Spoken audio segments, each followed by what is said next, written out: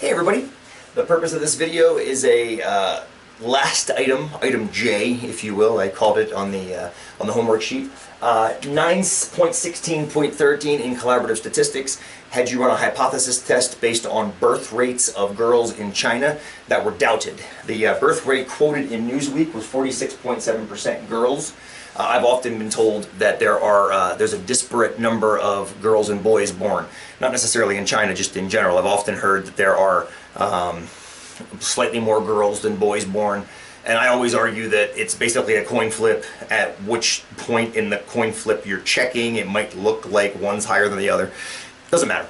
This data came back with a p-value of 10%. Now what does that mean? It means we were testing against this null hypothesis. And this is testing agreement with our data. So did our data agree with this null hypothesis? The answer is yes or no. The answer is yes or no based on the size of that p-value.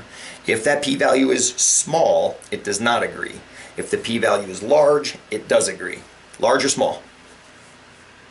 Large.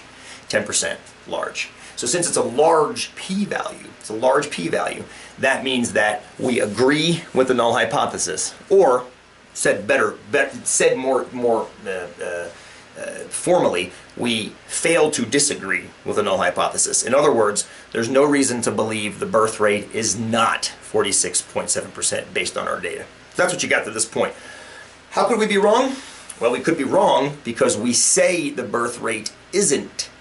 Oh, excuse me, time out, take that back. We just said the birth rate does not appear to be different than 46.7%, when in fact it might be. Type 2 error. Big p-value, acted appropriately, potential type 2 error. So, hope that helped.